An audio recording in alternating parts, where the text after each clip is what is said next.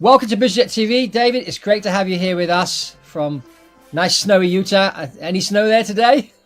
No, it's in the mountains for sure, but I'm looking out my window to, a 12,000 foot peak and certainly plenty of snow up there, but not in the valleys. It's just 42 Fahrenheit, I don't know, 20 centigrade or something like that.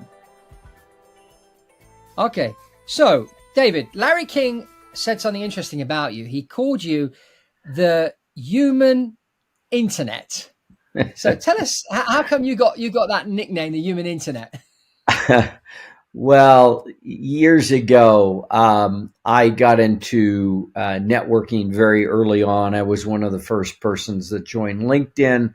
I have 31,000 followers on LinkedIn, 5,000 Facebook friends, etc. So it's kind of a big, and then I was CEO and a member of the Utah Technology Hall of Fame. So I was a natural target for people as they would reach out. And over time, I began to vet them a lot more carefully and so forth. But I am connected both in the digital world, but also in the physical world. So people often say, geez, if you want to meet somebody, ask David Bradford. Okay, so David, tell us a bit about your path to entrepreneurship. Because you studied law, you practiced law for a while, and then you got involved in a number of ventures, and you worked with some very interesting people, including Steve Wozniak and that. So kind of tell us that story and tell us how the private jet has been a key pivotal sort of instrument in building your businesses. So in 1985, I had been involved in the law related to technology for about 8 years at that point. And in 1985, I came across a company called Novell, Novell. At the time, it was one of the world's 4 largest software companies. We created and invented the network operating system called NetWare. And it took the world by storm. And at one point, we had 65% market share. Our stock had grown to $8 billion and so forth. I was an executive vice president of the company, reporting to the CEO and part of the executive team. Over time there, I was there 15 years. My last boss was Dr. Eric Schmidt, who had been CTO at Sun Microsystems and then became CEO of Novell. And he went on afterwards to become CEO of Google. So Eric and his predecessor, Ray Norda, had authorized a large corporate jet because we had a large facility in the Silicon Valley, and we also had a large facility in Utah, probably a couple of thousand people here in Utah, maybe 1,000 in California. But the executive staff was, I would say, mostly in California. And so I was kind of a leader in the Utah community. And so we would go over to the Silicon Valley once, twice a week for various meetings with, whoever it might be, Cisco back in the day, Apple, et cetera. And later on, it was companies like Google and et cetera. But, for 15 years, we had a corporate jet that we would fly a couple of times a week. Well, it actually flew every day. And so you make a reservation, and there's probably between 30 and 40 people every flight.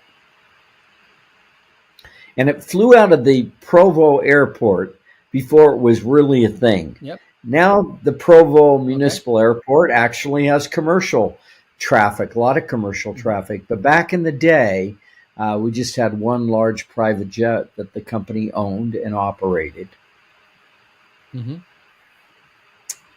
So did it just fly between Provo and Silicon Valley, or did it go other places as well? No, on occasion it would go to Southern California or New York, just depending on the nature of the meetings. And for example, it would take, I can remember we flew back to New York on a couple of occasions with a group of 6 or 8 of us executives for big New York Wall Street meetings, et cetera. But it was mostly in and out of the San Jose airport, in and out of the Provo airport, and sometimes Provo to New York, etc. Yeah, and these are all destinations that the airlines didn't do. So it's great benefit for you to be close to your meeting, jump on the plane and go. Huge benefit to have something in Provo where we didn't have to drive up to Salt Lake, which was, a 45-minute to 1 hour drive, depending on traffic. And that was a big hassle. And then to jump on a commercial. Whereas I just go to the Provo airport at 7 a.m. in the morning and boom, I was in the Silicon Valley, an hour and 15 minutes later and in my meetings. How do you think this improved executive performance by using the private jet in this manner? Well, clearly in two ways. One, it got us to the destination where physical meetings were being held. But more importantly, there was so much done on the jet between me, my executive team, my executive colleagues, vice president of finance, vice president of sales and marketing, VP of HR, et cetera. And I can remember just numerous times just jumping on the plane, sitting across from one of my colleagues, and an hour and 15-minute conversation. We get a lot done. Yeah, well, it's interesting you say that because that just backs up the research that's been done on people traveling on a private jet, which says that people are 30% more productive on a private jet than actually in the office. Yeah, I can see how that would be, because when you're in the office, you're kind of stuck in that space and you don't get out and wander around, etc. Whereas on a jet, you're kind of forced to be close and close quarters, and it's just a natural thing to do. Hey, what are you doing about that marketing campaign?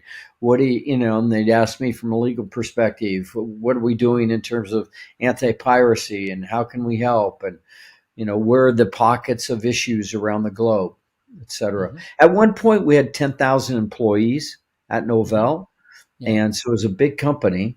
But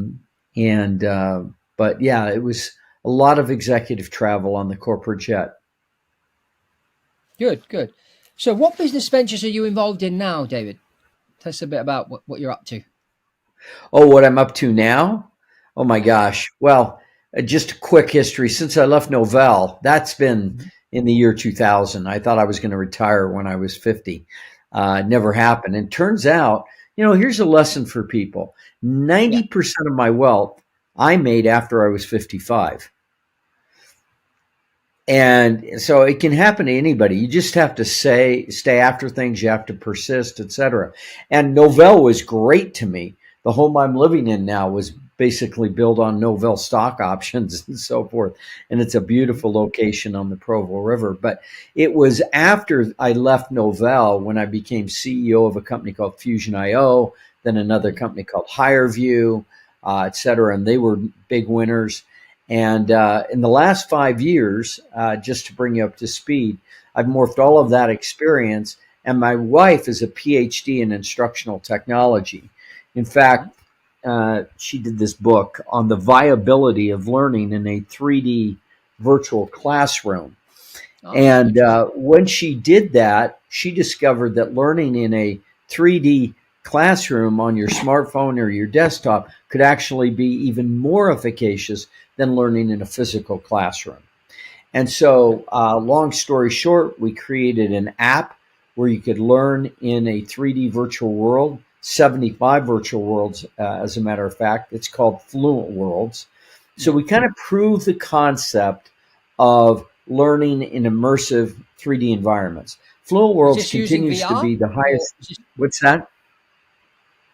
Is that using VR or without using VR, virtual reality? Without using any VR. We're not a headset company. There are roughly 35 million headsets in the world, but there are 4 billion smartphones. And so we're just an app on the App Store. You can download it and walk into virtual Cabo San Lucas or walk into the pyramids, etc., while learning Spanish, English, etc. So that was Fluent Worlds. We've had about 1 million paying subscribers to Fluent Worlds. We then took that concept of learning in immersive 3D environments And utilizing artificial intelligence, we morphed to something called Quick Learn. So Quick Learn is our new platform. And the website is not launched yet. My wife's on a call with the engineers in another room. We think it'll be launched in the next 10 days, just after Christmas. And there you'll be able to go in and select a course, and your courses can be from Leonardo da Vinci. It can be from Abraham Lincoln, President Lincoln of the United States. It could be Gandhi. We've created these realistic characters of these greatest minds in the history of the world where you can actually go and have a live interaction with them. So imagine being able to say to Gandhi, well, what caused you to move from South Africa to India when you were 25 years? What motivated that? What motivated you to be a peacemaker? What motivated you to lead the charge for independence in the nation of India, etc.? And he'll give you live replies. I was on the earlier today. I had an interaction with Abraham Lincoln where we talked about the war at Gettysburg, the Battle of Gettysburg, etc. So it's just an amazing platform driven by artificial intelligence with a series of characters that we've built in our 3D virtual worlds. Wow. So are you going to be using the VR technology? Because Apple are coming out with their VR technology in January. So, and I should imagine over the next couple of years, everyone's going to start using these VR goggles or glasses or whatever they call them. I think I can see that coming. Well, you can see it coming, but it hasn't come yet. That's the odd thing.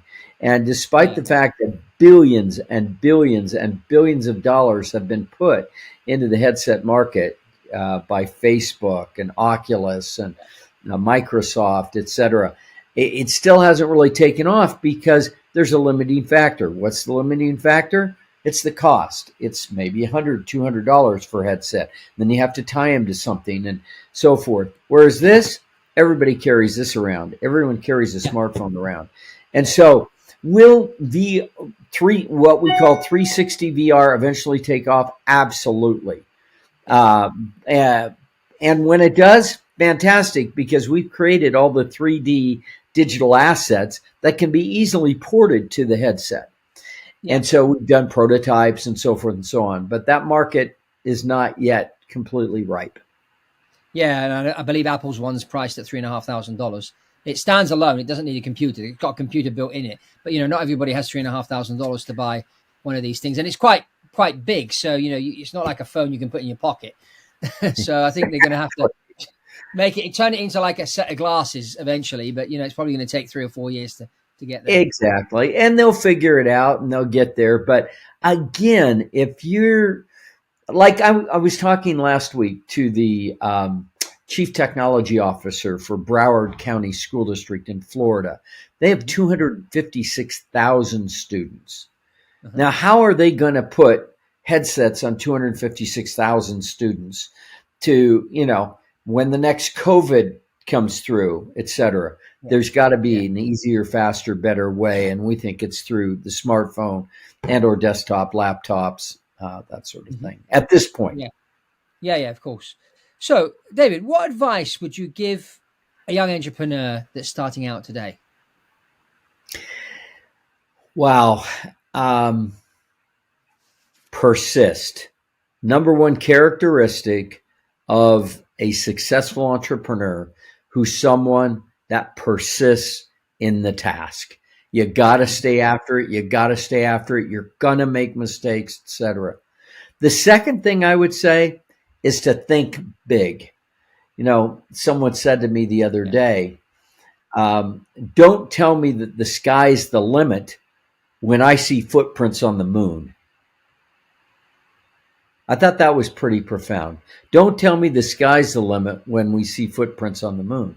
And so think big. Think of changing the world. Yeah, we can scale it back and we can target, we can focus, etc. But first of all, think big. And I like that. So that's some advice for the young entrepreneur.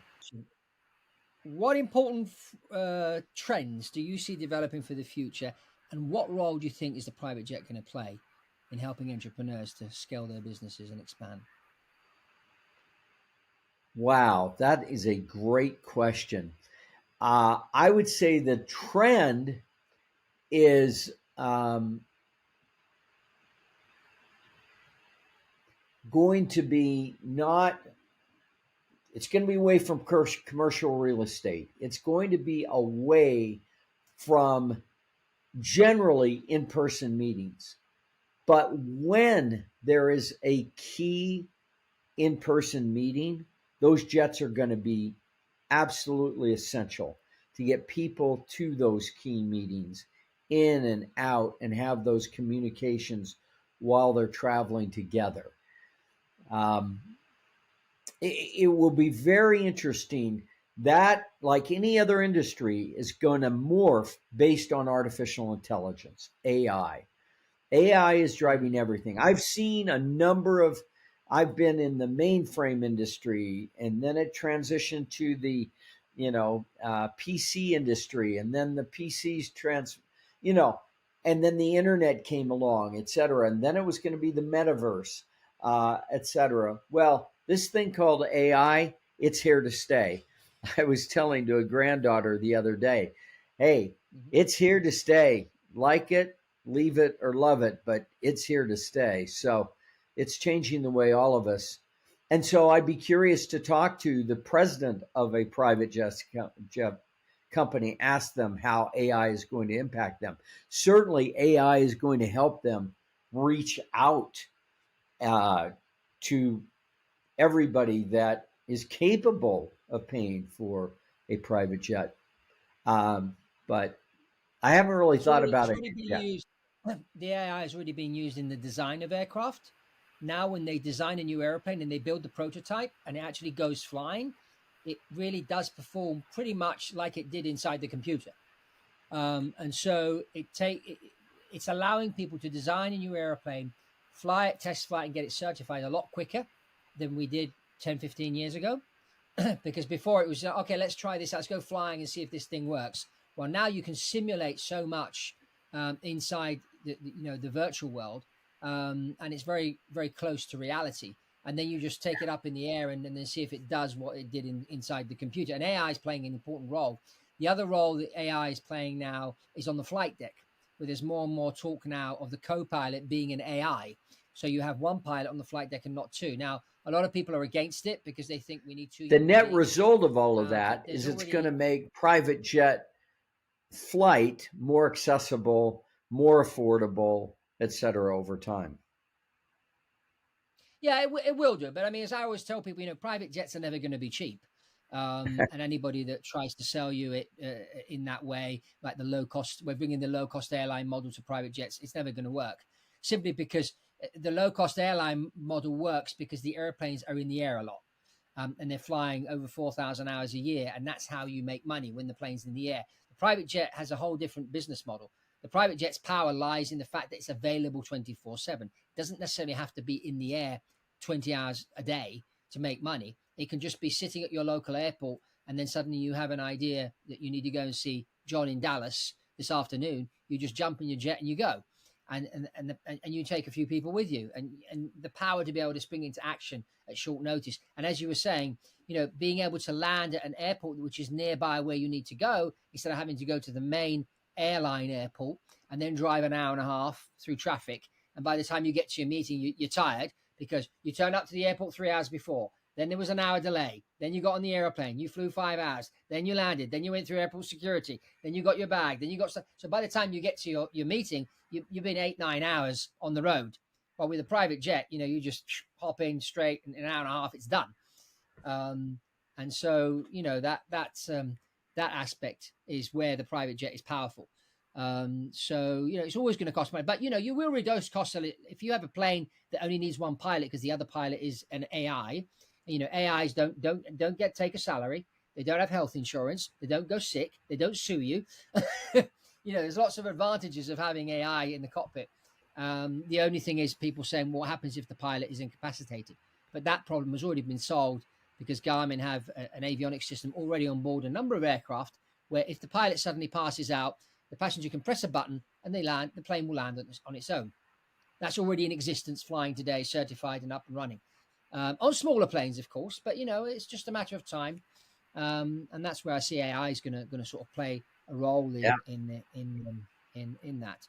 Now, you bet. just wanted to talk a little bit about United States. You're an entrepreneur, you're in America, and here in Europe we hear a lot of sort of bad things about America. That Americans are going against each other. There's going to be a civil war. The American dream is dead, etc., etc. But then I speak to other people and they say, no, it isn't. So what's your take on the so-called American dream? Is it still alive or is it dead?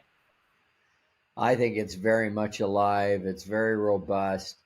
Um, and if you live in around Utah, holy smokes, this place is a hotbed of startups. I think it's rated the number one state out of the 50 states in America for startups, entrepreneurship, etc.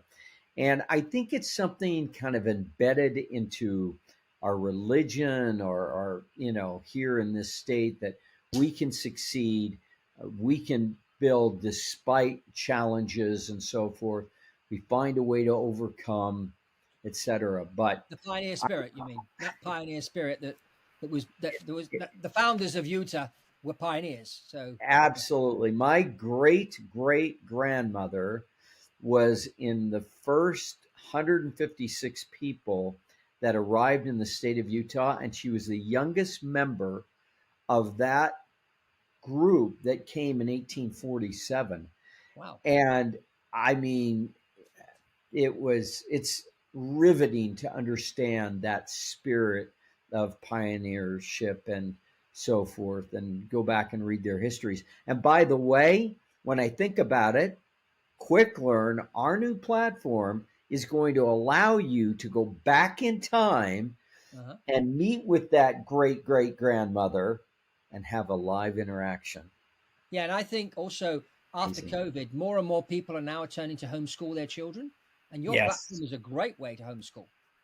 Well, if we had time, I'd show you a video, but of one homeschool mom who says it's taken away. Quick Learn takes away all the decision fatigue that we as homeschool mothers encounter. What do Yeah, we do 8 hours a day with our kid? Well, now I can send my child off to have a session with Thomas Edison or Albert Einstein or Plato or Gandhi or, yeah, and take a painting course from Leonardo da Vinci. yeah. Yeah, that's great power in that. I've got 4 kids. All 4 of my kids have been homeschooled. My oldest being 23, my youngest 16. Yeah. Beautiful. So Beautiful. yeah, and my 18-year-old, they just 2 of my boys, my 23-year and 18-year-old, just got back from the States. They were out working for Vivint, the alarm system company. Sure. Yeah, Know and the my founder. 18-year-old was ranked number 4 in the whole country for sales. Wow. Never been to a school a day in his life. That is amazing. Congratulations. Yeah, and the homeschooling is on the rise big time across the world, and Yeah. something like your platform is just going to be loved by homeschoolers. Um, Yes. it's going to be very interesting. So going back to private jets, so are you using jets at the moment for building your business? Do you think you'll be using them soon, or you don't need to travel as much? Well, listen, we have a virtual company. We have about 15 people across the globe, from India to Pakistan to the UK to Florida Hmm. to Texas. And we're small. We're a small company right now. Hmm. Uh, do we want to get big? Well, first we've got to build a great cash generating machine, Yeah, and then we can afford the private jets. We yeah, can have that ability to jump on the plane and get down to Florida or get over to Dallas and meet yeah. with our team members. Hmm. Yeah, as you But were saying, the right the now, fact that you could meet with people when you were working with Novell and you were using the Boeing business jet back and forth, and the fact that you could have those meetings on the plane and get to your meetings a lot quicker, that just it just accelerates businesses in an incredible way. right. I've had friends over the years, number of friends that have had private jets as well, and the convenience is unbelievable. David, meet me at 2 o'clock. We'll fly out of the Provo airport and we'll fly to Monterey and we'll go play some golf. Normally, if you're going to fly to Monterey, California, you've got to go through San Jose. You got to drive to Salt Lake, go to San Jose, take a 2-hour drive down to the Monterey Peninsula, you know. But in this day and age, heck, just meet me in the airport at 2 o'clock. We're going to fly into the Monterey Airport. Done deal. Boom. We're on the links, in an hour. So, Yeah, and back in time for dinner with the family later on. yeah. No, it's incredibly convenient. Not cheap, but incredibly convenient. Yeah. David, thank you very much for being here on BizJet TV, and I'll put links also to your company so people can go and check your technology out, which is changing the world of schooling and homeschooling and that. It'd be great to talk to Leonardo da Vinci. That'd be an interesting conversation.